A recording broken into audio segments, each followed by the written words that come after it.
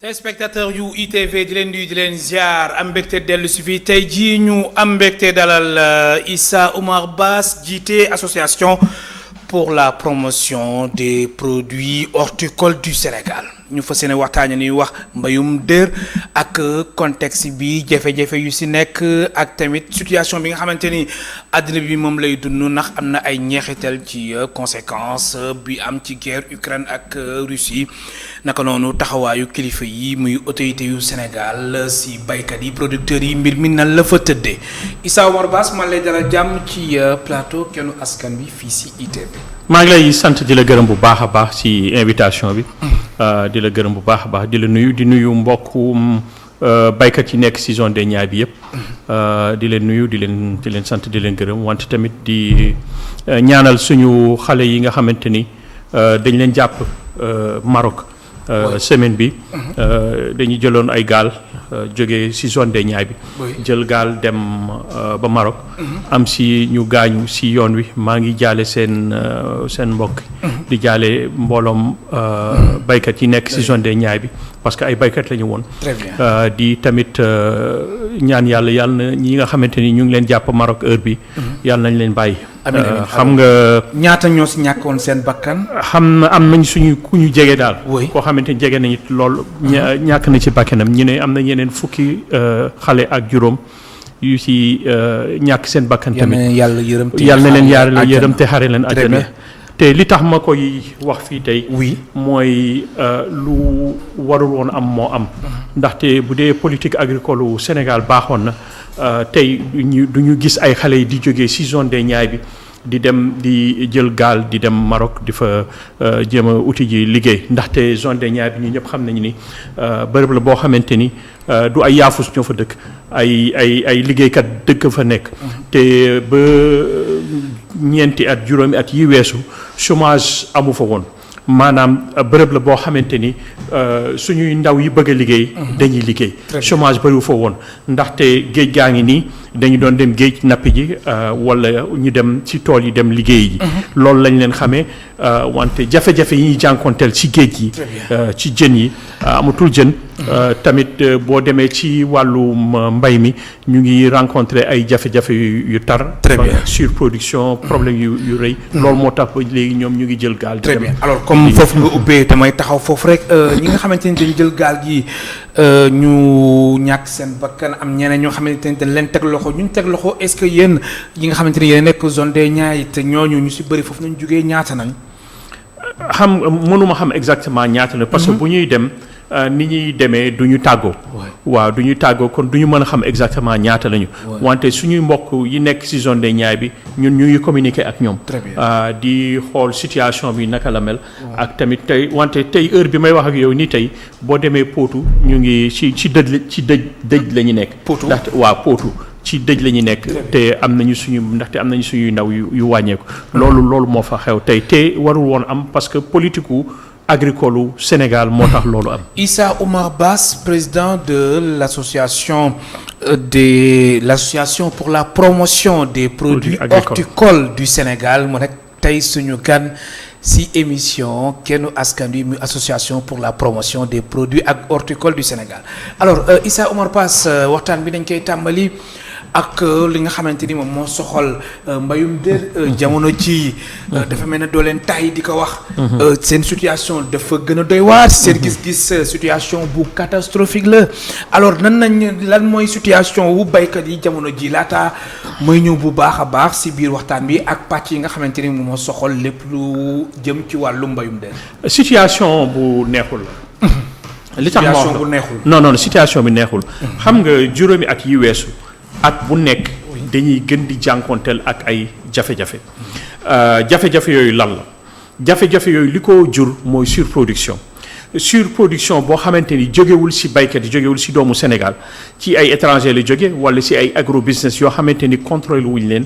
encadré wuñ leen ba nga xamante ni li ñuy produire dafa bëri trop ñu koy këpp ci marché bi amul régulation yoo xamante ni dimbali nañu ba ñu mën a def ay planification sur la production à court terme même bu dee par saison loolu yëpp jur na ay jafe-jafe yooyu tax na ba il y a 5 ans am na ñu bëri ñoo xamante ni suul nañu genn wàll ci li ñu bay. loolu boo ko defee ñaari at ñetti at ba ñeenti at dina am mujjantal ju bon si yow mii di bay ci sa koom ci sa am ci sa alal. dina am mujjantal ci wàllu foncier. dina am mujjantal tamit ci wàllu même institution financières yi. mu doon institution de microfinance mu doon banque yi day am mujjantal ci ñoom ndaxte ci ñoom la ñuy dem pour leb xaalis pour mën a dem liggéey yi ko ñu bu ñu tolloo foo xamante ni da ngay leb xaalis ci banque wala institution de microfinance nga dem jël xaalis bi liggéeyee ko boo paree liggéey mënuloo fay. parce que li nga liggéey mënuloo ko jaay mu nekk yàqute bu bon pour yow ak sa njaboot wante day nekk yàqute tamit pour institution de microfinance may ma tuuti parce que fi mu toll ni tey boo demee si zone des Niayes bi dynamisme ci wàllu agriculture bi fa nekk dynamisme ci wàllu napp mi fa nekk waroon na tax ba nga gis ay banques yu bëri nekk ci zone bi waroon na tax ba nga gis amul ay banques yu fa nekk non benn banque moom ñaari banque léegi la LBA ñu ngi tabax Mboro pare guñu ak banque islamique bi nekk Mboro te waroon na ko weesu non waroon na fa banque yëpp a fa waroon nekk te boo jógee Diogo dem ba Ndiébène Gandiol amul benn microfinance bu fa nekk benn kii bi agence moo nekk Potou yeneen yëpp jóge nañ fa banque agricole mu ngi fa doon intervenir lu bëri di lebal baykat yi xaalis mais heure bi dañu téye seen loxo yeneen institution de microfinance yi duñ fa sax xalaata dem lu mel ni CMS lu mel ni PAMECAS lu mel ni ICEP yooyu dañuy war a nekk dynamique parce que ñoom ñoo gën a jege population yi. mais léegi ñoom duñ fa intervenir pourquoi parce que dañuy lebal baykat yi xaalis. baykat yi liggéey. seen liggéey yàqu mënuñu fay kon yàqute bi. ci baykat yi la ci institution de microfinance donc. très bien fi mu jëm baaxul la. alors fi mu jëm baaxul si seen gis-gis yéen waa association pour la promotion des produits horticoles du Sénégal. produits agricoles du Sénégal. te yow mi nga xamante ni yaay Issa Oumar Bass. nga jiite ko. alors boobu la jafe-jafe dafa dem ba laal lu ñuy wax commercialisation des légumes. foofu da ngeen foog ñu taxaw fa tuuti. commercialisation des légumes. at yi si ginnaaw. fan ngeen jóge ak fan ngeen dali ba ngeen taxaw tem ngeen di jafe-jafe yi dafa takkarnaase. ci juróomi at yi passé comme ni mu la ko waxee.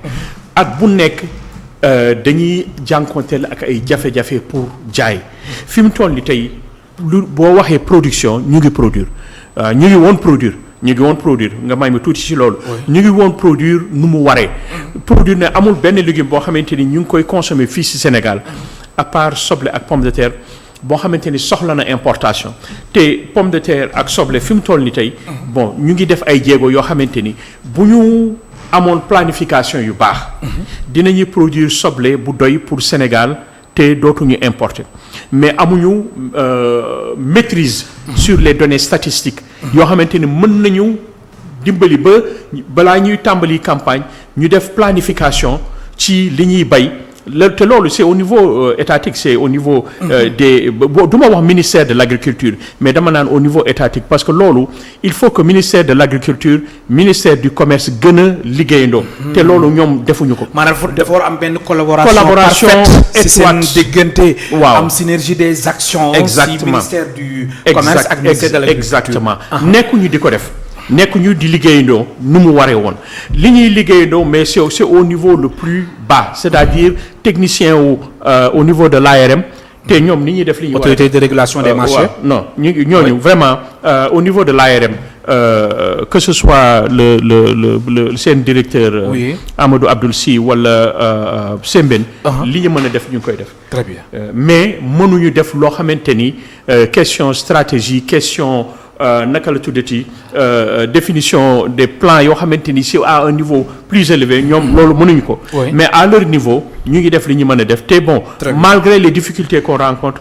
bu ñu fi nekkuloon problème yi dina gën a bëri donc au niveau des ministères que ce soit direction horticulture que ce soit au niveau de l'ARM c'est à un niveau technique. Très bien. mais niveau stratégie niveau définition de politique loolu c'est à un niveau c'est le ministère qui doit déterminer. te ministère yi defuñu li ñu war a def. am na solo alors période du korité gi ñun doon wax ni soble gi macha allah bëri woon na fi gàññ. que ni ku si bëgg a xewlu. jëriñu di nga ko mën a jëriñu. yow da ngay dëggal li ne mel.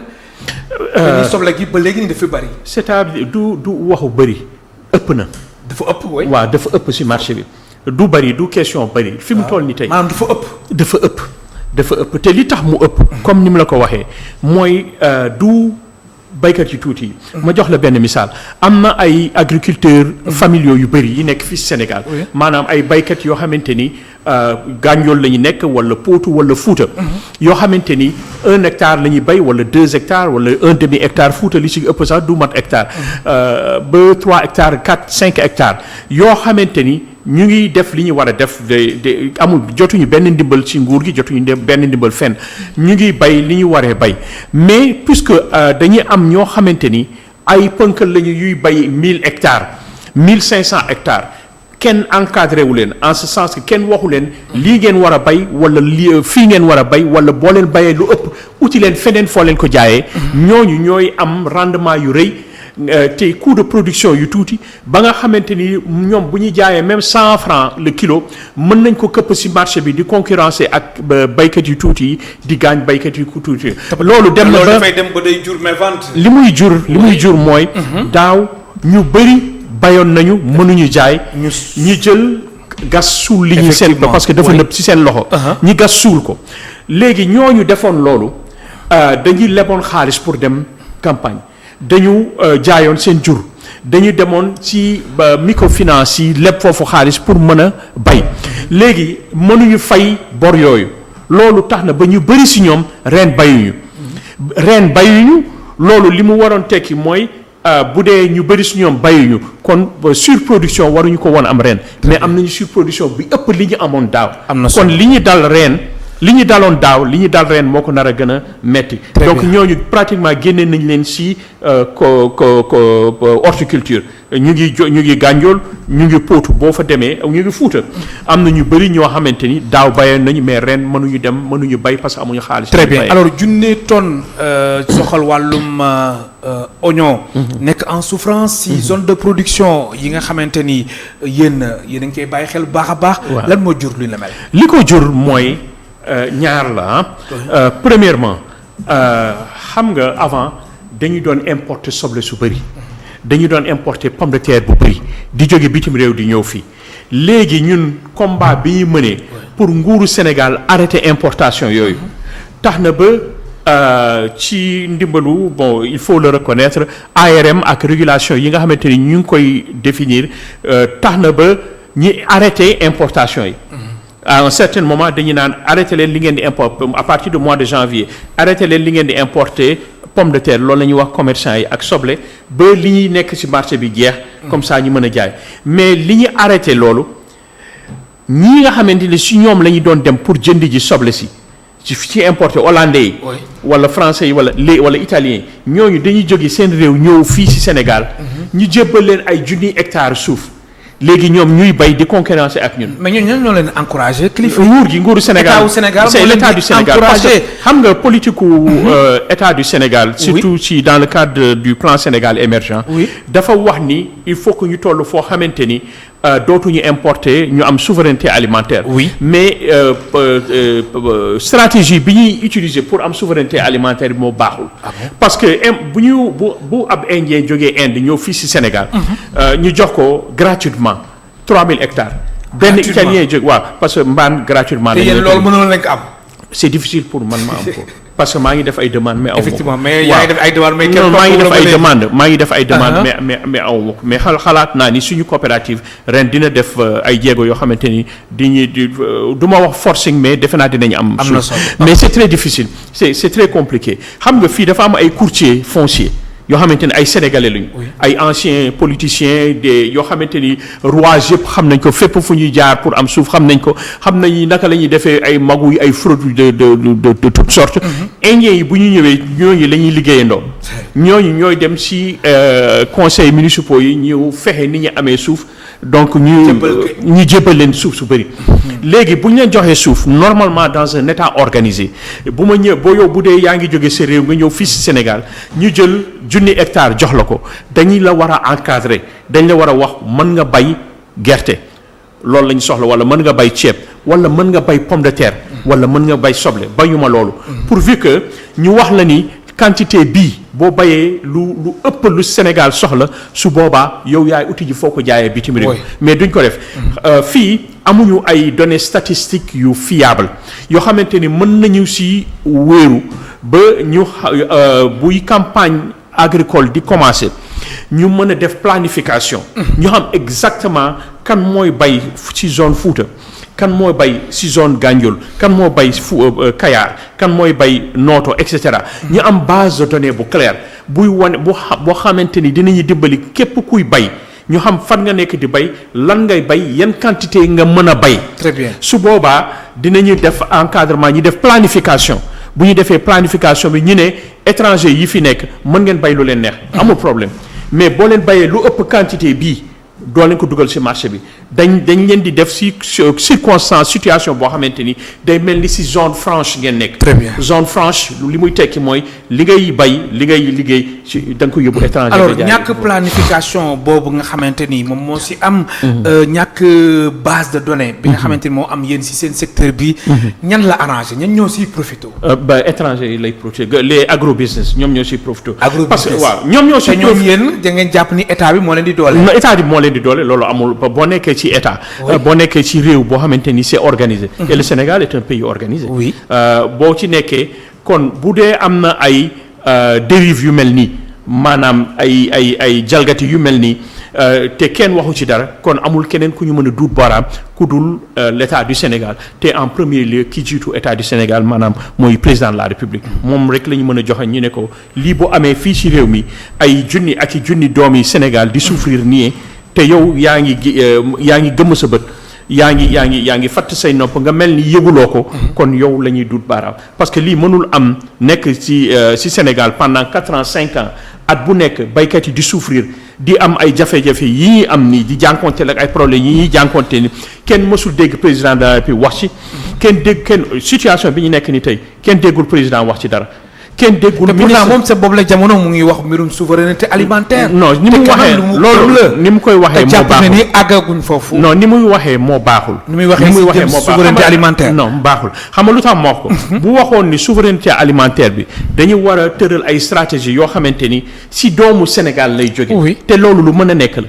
lu mën a nekk la bu waxoon ni dañuy tëral ay stratégie bu doon dans le plan Sénégal émergent et croyez-moi j'ai lu ça je suis consultant international. Oui. Et je travaille avec le système des Nations Unies donc am na ay mission yoo xamante ni buñ ma ko joxee forcément il faut ma exploiter documents yoo xamante ni c'est des produits par l'État du Sénégal. Oui. Et le plan Sénégal émergent en fait partie donc il faut que je l'exploite pour ma mën ci liggéey c'est un très bon document.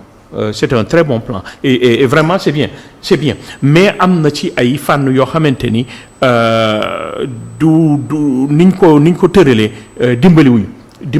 dimbaliwuñu parce que boo waxee il faut que à tout prix ñu atteindre autosuffisance alimentaire te boo nga ne Sénégal dafa ubbeeku maanaam dañu ubbi réew mi ku bëgg a ñëw mën nga ñëw indien bu ñëw mën nañ la jox suuf italien bu ñëw mën nañ la jox suuf te bu ñu la joxee suuf posé wuñu ay conditions waxuñu la encadré wuñu la waxuñu la am na loo mënul def boo ñëwee rek comme rek des indiens yi ñëw fii ñu jox leen ay bâtiment ñu ne ils sont dans le bâtiment les Sénégindia bu ñuy ñëw ñuy àndaale maçon dañuy àndaale menuisier dañuy àndaale peintre. kon ñun duñ si gagné dara. kon ban gain lañ si am. comme sax même si wàllum xëy ay sénégalais yu fay nekk. maa ngi fii ak ay vidéo oui ay indien maçon yu nekk fii si sama wetu kër bu ñuy xëyee dañuy dem ay maçon dañuy ñëw di liggéey si bâtiment ñoom ñooy tabax ay menuisier ay peintre. te après seen réew la ñuy jógee bu ñuy ñëwee fii c'est-à-dire boo amul encadrement. ils font ce qu'ils ont envie de faire.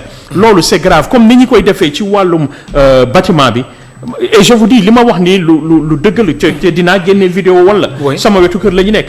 bu ñu xëyee c'est les maçons yi ay indiens lañu peintres yi ay indiens lañu menuisiers yi ay indiens lañu ñoom léegi li ñuy tuddee l'effet multiplicateur de l'investissement en économie ça ne se manifeste pas au Sénégal, ça se manifeste en Inde fii la ñuy investir mais matériel bi fa yëpp Inde lay jógee même ñiy tabax Inde la ñuy jógee ci wàllu mbay mi c'est la même chose loolu amuñu ci ñun gi te duñu fay impôt duñu fay ci wàllu mbay mi en tout cas Sénégal duñu fay impôt donc non léegi bu ñuy bayee ba pare bu ñuy jaayee dégg nga ñu jël xaalis bi dugal ko seen poche dem tabaxee jéego foofu amul benn lu ñuy wax partenariat non amul benn gagnant amul commune yi ñoo si gën a am non commune yi par rapport ak Sénégal ñoom ñooñu suñu xam nga dañu toll foo xamante ni ñun on est en train de perdre notre souveraineté politique oui.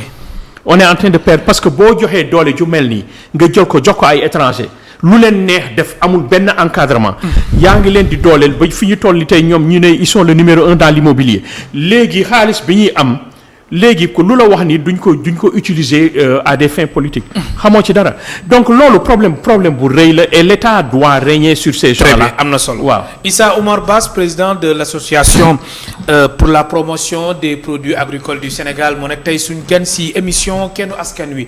Alors dañuy aborder benn aspect bi nga xamante ni lépp jëm na ci wàllum baykat yeeg yooyu mi wàllum engrais. Alors jamono ji dafa nekk loo xamante ni teg gët. nekkul lu yomb dafa lu ñuy wax dafa introuvable si marché national bi la moo provoqué introuvable boobu nga xamante ni engrais moom la introuvable maanaam kenn mënu ko teggal jamono ji sur le marché national. li ko tax bon su du marché Sénégal mais c'est au niveau mondial. mondial mais d'abord au niveau national mais c'est au niveau mondial mais am na jéego yoo xamante ni nguur gi waroon na ko mën a jël ba lii duñu li mu ñu dalee duñu dal. maanaam moom dañu waroon anticiper. dañu waroon anticiper. xam nga il y a juste un an daaw en 2020 ba 2020 disons li ñu doon jëndee saaku engrais man li ma doon jëndee saaku engrais c'était 9000 francs le sac ren li mu ko jëndee 35000 francs la. 35000 francs 35000 waaw 35000 lañ koy jëndee 35000 francs la ñuy jëndee saak bi urée surtout mooy bu weex bi. oui waaw li ñu koy jëndee 35000 36000 li ko tax du Sénégal du ci Sénégal rek mais c'est à l'échelle mondiale. mais am na nu ñu doon séntu problème yi mënoon nañu anticiper ba def ay réserves yoo xam ne dinañu dimbali ñu bañ a àgg fi ñu àgg nii tey. ren. ñu ngi jànkonteel ak problème guerre Russie ak Ukraine te xam nañu ni Russie moo gën a mën a produire gaz ci àddina bi donc te li jur problème bi mooy problème mu gaz donc mën nañuy wax ni déwén dina gën a metti encore dina gën a metti parce que pénurie de gaz dina am ba nga xamante ni prix wu gaz day yokku te loolu lim ñu jural mooy mujjantal bi mooy problème mu urée. gannaaw loolu am na tamit beneen kii naka la tuddati xeetu engrais bon ñoo xamante ni xamuñu mbay mi bu baax da nga naan engrais rek. mais il y a beaucoup de variétés. léegi ñun dañuy defar engrais fii. am nañu usine buy defar engrais ICS activité principale am loolu la ay Indiens encore la ñuy jël jox. may leen ICS pratiquement. Oui. On a bradé ça aux Indiens on a bradé ça dañ leen ko may te maa ngi ñaan président Macky Sall encore une fois. Il faut que l'on recapitalise les ICS dañu war a recapitaliser ICS yi. pour que la part des Sénégalaises et des Sénégalais dans cette entreprise ñu yokk ko. ku nguuru Sénégal gis ci boppam. pour que waa Taïba waa commune département de Tivaouane yëpp. mën ci gis boppam parce que alal ju day nii ñu jël ko daal di ko jébbal may ko ay indiens nii. ñoom ñu ci def lu leen neex te ñun duñ ci gis suñu bopp. très bien bu ñu defaree engrais ba pare ñu yóbbu ko jaayi ji ko à l'étranger alors que suñu baykat yi ñu ngi fii. te mënuñu te doo gis engrais. ICS industrie chimique du Sénégal. si jamono yi ci ginnaaw. kenn mënu ko wax te doo ci teg fleuron de l'économie sénégalaise. du tey alors jamono ji da nga jàpp ni. état wu Sénégal foog mu taxaw xool yan pexe la indi. ICS man ce que je pense. Oui. Il faut nationaliser ça purement et simplement. xam nga il faut nationaliser. non il faut nationaliser ça purement. loolu mooy solution bi li ñu yaakaaroon ci. liñ ci yaakaaroon gisuñu ko si parce que bu dee jël nga une entreprise une usine de cette dimension. nga xamante ni bi ñu ko doon jox Indiens yi lépp lu ñu soxloon mu ngi si. c'était une usine opérationnelle. en termes de matériel lépp lu ñu soxloon pour liggéey mu ngi si. peut-être problème de gestion amoon na si ba nga xamante ni on avait de sérieux problèmes pour gérer ça mais biñ ko joxee indiens yi on leur a donné ça à 40 milliards. léegi léegi ñoom li ñuy respecté wuñu même les employés ñu ngi remplacer ñu ngi indi ay indiens di importer liggéey yoo xamante ni sénégalais yi ak sénégalais mën nañ ko def. ñu ngi indi parce que ñoom ñoo ko doon def. mais Issa Bass su ma la déggee bu baax dafa mel ni indiens yi dañuy yàq seen liggéey. non bu jéggi dayoo loolu nga bëgg wax. c'est ce que je suis en train de dire. oui c'est ce que je sais exactement li may wax. effectivement c'est exactement ce que je suis en train de dire. te loolu moo am sur le terrain loolu moo am sur le terrain. oui ni ñuy def ci au niveau de comment dirais-je de Mbane c'est ce qu'ils font au niveau des ICS c'est ce qu'ils font dans le bâtiment lépp lu ñuy def ay seen i mbokk li ñuy jëlee seen réew ñëw indi ko fi liggéey loo leen alors que suñuy doom yi ñu ngi fii di jël gaal di dem di jéem a dem di dem géej pour outil ji liggéey bitim réew alors que loolu mënoon nañu ko fi def zone des Niayes bi encore une fois zone la boo xamante ni ci wàllu liggéey suñuy xale yi suñuy doom yi waruñu woon génn jël gaal di dem fenn pour di dem uti ji liggéey parce que li ñuy soxla war nañ ko fi. très bien alors situation baykat yi léegi nee nga zone des Niayes def nga tamit cartographie bi fan yii si ginnaaw yaa ngi doon def tournée. alors li am zone des Niayes moo am tamit si yeneen gox yi. moo am Fuuta dem nga fa wala. moo am Fuuta. moo am Fuuta xam naa Fuuta bu baax. oui xam naa Fuuta bu baax a baax. très bien c'est une région que je connais très très bien. oui dégg nga heure bii tey boo fa demee amul fooy dem ci fi ñuy bayee soble foo xamante ni amul surproduction amul soble foo xamante nit ñi mënuñ ko jaay c'est-à-dire boo leen fayee 100 francs le kilo ñu jox la ko mais mënuñ ko jaay te Fuuta dafa tàng jër heure bi. il fait extrêmement chaud ba ma waxee dafa tàng vraiment il fait trop chaud. maanaam 45 degrés tàng jër la def. amuñu ay unité de stockage foo xamante ni mën nañ fa denc soble bi. mënuñ fa amul fuñ ko dencee muy gën di tàng nawet baa ngi ñëw te jaayuñu li nga xamante ni moom la ñuy yore non loolu yëpp amuñu ko foofu. yooyu yëpp amu fa amul stockage problème stockage dafa am ak chambre froide problème stockage du Fuuta rek mais. même zone des Niayes fii zone des Niayes bi tamit am c'est-à-dire li ñuy jànkonteel mooy li ma tuddee inadéquation entre les besoins et l'offre de service. Très bien. maanaam li ñuy jox en termes de service ce n'est pas adéquat ak besoins yi loolu mooy tax ngay dégg ñu ne nguuru Sénégal dépensé na 100 milliards dépensé na 200 milliards ci wàllu mbay mi mais boo demee fi ñu ko dépensé du fa feeñ li koy tax mooy amul collaboration entre ñi nga xamante ni ñoom ñooy décider ak bénéficiaires yi. loolu day tax ba nga gis des individus ñu jox leen ay projet ñi nekk ci seen bureau fenn à Dakar fekk projet bi ñu ngi ko war a tëral Fuuta wala ñu ngi ko war a tëral dans la zone des Niayes ñoom ñuy fexe ay stratégie pour ndax lan la ñu war a def te bu ñu koy def du ñu lëkkaloo ak ñi nga xamante ni ñoom ñoo yore soxla yi à l'heure où je vous parle man je suis président d'une grande coopérative. oui doo dem ci zone des Niayes nga gis foofu coopérative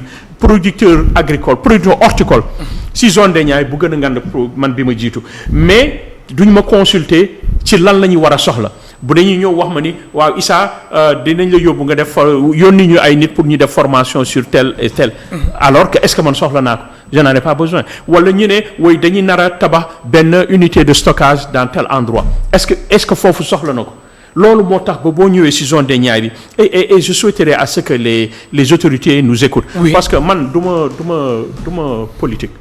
je ne suis pas un politique. maanaam yow daal politique. non man du ma politique. intéressé wu la. non contre ma nguur gi. oui contre ma président Macky Sall. bañu ma ko bokkoo pouvoir bokkoo opposition bokkuma pouvoir bokkuma opposition mais bu jour élection jotee ma dem voté yi. Très bien. donc dina baax ñu bàyyi ñu xel bu baax. Effectivement. parce que li ñuy wax nii c'est très important. Oui.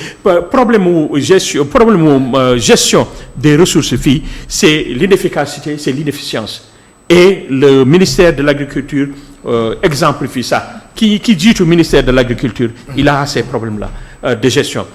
Non il a parce que moom ministre de l'agriculture la mais xamul ni horticulture bokk na ci département am bu ko xamee ni wanewu ko mais moom en tant que professeur ak jaar-jaar yu mu def ak expérience bu mu am Moussa Baldé nekk ministre de l'agriculture et de l'équipement rural. da nga jàpp ni muy gérer secteur bi. non li may wax mooy. xam nga maa ngi doon wax gestion bi dafa des. non dafa xamul li muy def xam nga maa ngi doon wax ni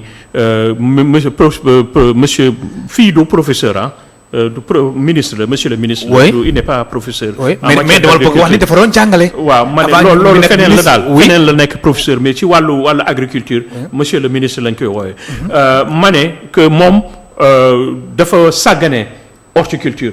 maanaam nekkul di dimbali producteurs horticoles yi. te ni mu koy defee baaxul ma ne. moom il se concentre plus sur les grandes cultures maanaam mbayum nawet loolu la gën a liggéey. que dafa sàggane ki après bi ma paree wax loolu bi ma paree émission bi ay baykat yoo xamante ni ñoom ci wàllu mbayum nawet la ñuy ñu woo ma ñu ne ma xas nga ñu te tooñ nga ñu ma ne lan la ñu ne ma parce que yow li nga wax ni du dëgg. parce que kii ci wàllu mbayum nawet gisuñu dara lu mu def. il n'a rien fait de bon. mais donc ça pose problème. pourtant man lu ma jaaxal moo tax ma naan le professeur maanaam loolu domaine am la. c'est pas xam il est professeur de mathématiques. oui mais quand même xam na mbirum agriculture. bu xamee wanewul li mu xam bu dee xam na man gisuma li mu xam. je ne vois pas ça en tout cas wanewu ko ci domaine wu horticulture. oui parce que bu dee xam nga ci en matière de leadership. xam nga y a deux choses quand on parle de leadership de ay nit ngay jiitu.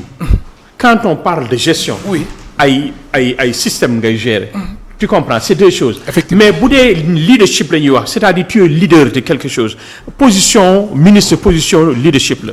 kon da nga war a am une certaine humanité envers les ñi nga xamante ni yooyu yaa leen jiitu. ñun on dépend du ministre mais doo ko gis ci zone des Niayes tu ne le vois pas du tout il ne vient pas là-bas. Ah bon? du recevoir producteurs agricoles yi il ne nous reçoit pas on ne le voit pas donc kooku.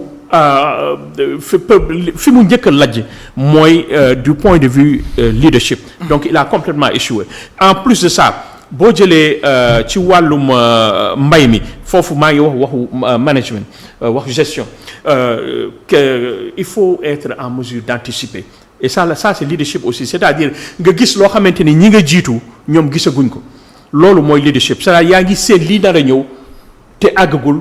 mais fi ngay xool fi ngay gis ñii nga xamante ni ñoom ñoo nekk sa ginnaaw ñoom gisuñu ko lui il est incapable de faire ça et vraiment c'est en ce qui nous concerne ñun horticulteurs yi gisuñu plus-value bi nga xamante ni ministère de l'agriculture mu ñu koy indil.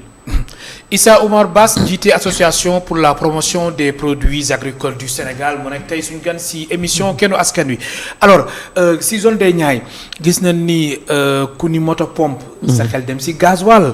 gis nañ jamono yi si ginnaaw mbir mi nu mu manqué woon. boobu ba léegi situation boobu ngeen di dund. ba tey wala. xam nga maa ngi féliciter encore une fois suñu mbokku Kayar yi suñu mbokku APMK.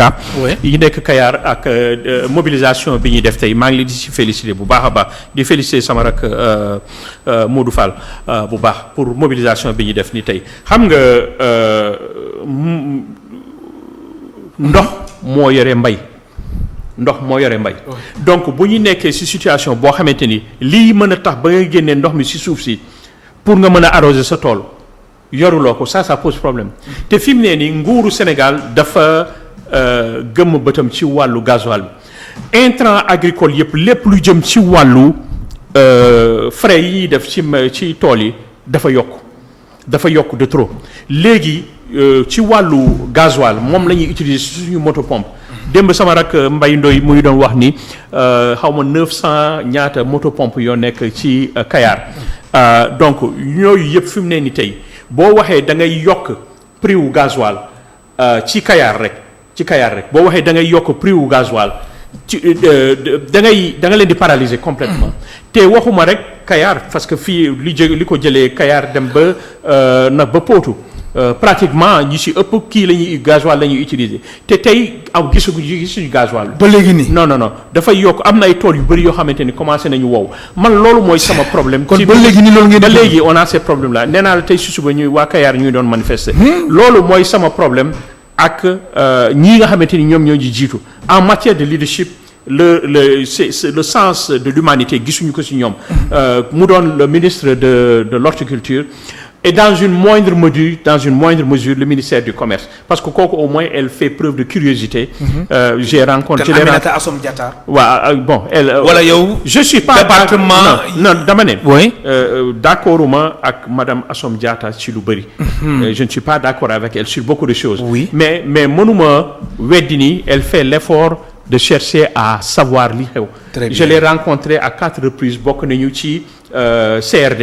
Et c'est elle qui présidait. Donc elle a fait l'effort de venir participer. Donc je ne suis pas politique hein. Oui. Je ne suis pas politique. Donc mënuma nier qu'elle fait l'effort de comprendre. Très bien. Est-ce que d'accord naa ci li muy doxalee? Non, je ne suis pas d'accord. D'accord lu muy doxalee? Non, je ne suis pas d'accord. Lan nga koy reprocher? Ce que je reproche aux dirigeants des ministères de l'agriculture de nos ministères mooy le manque de coopération et de coordination des actions entre ñoom.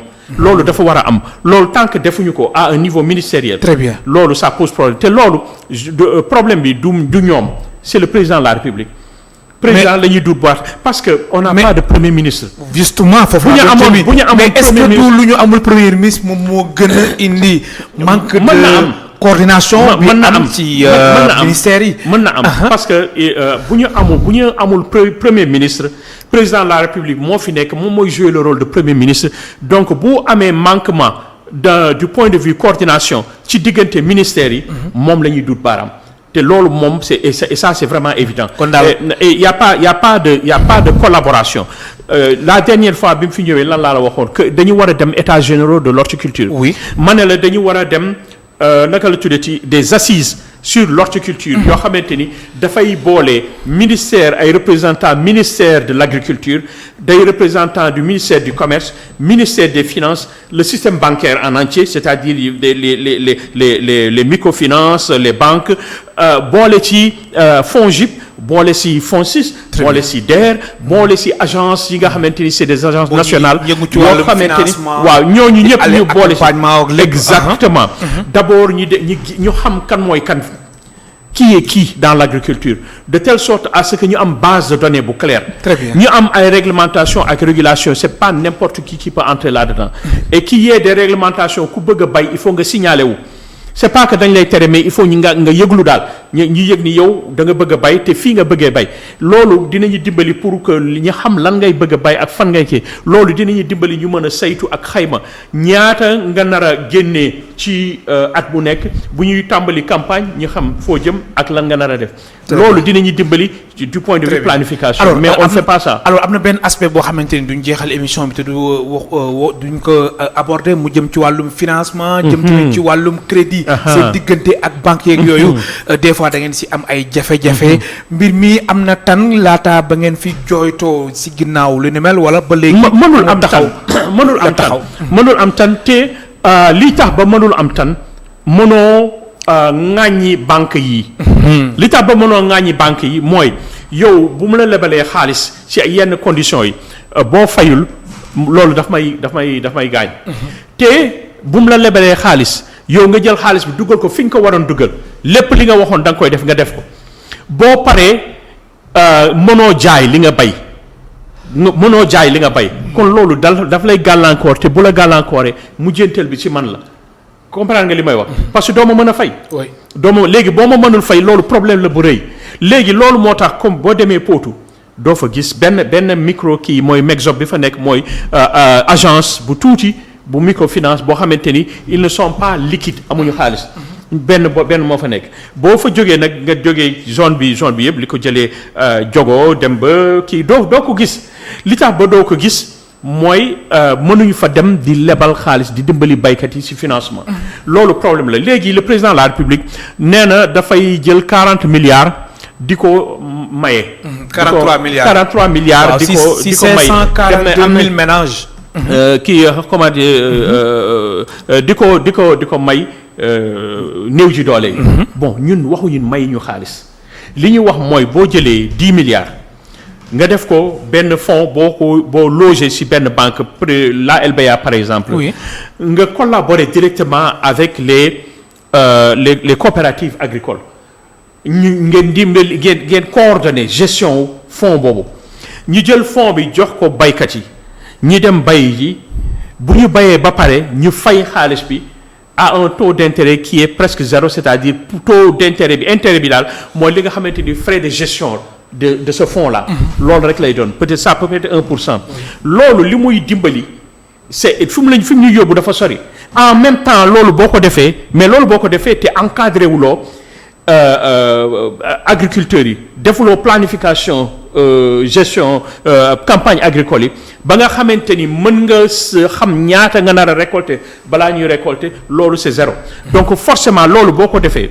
bu ko président de la République defoon mu boole ci encadrement de l'ensemble des waxuma rek nañu encadrer les agrobusiness non l'ensemble des producteurs agricoles pas horticoles mais agricoles du Sénégal loolu bu ko defoon dinañu yóbbu fu sori dina dimbali comment dire baykat te lu mel noonu moo mën a dimbali Sénégal ba ñu àgg autosuffisance même en riz. Très bien. même ci wàllu ceeb bi.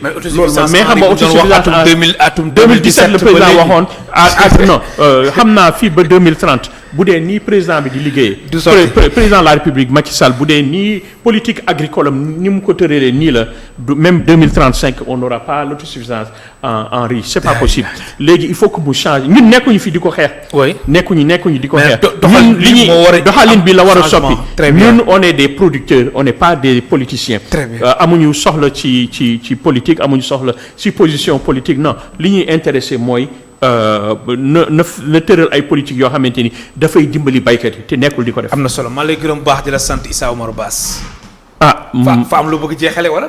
yow kañ sa émission dafa gàtt. déedéet waaye la nga bëgg jeexale.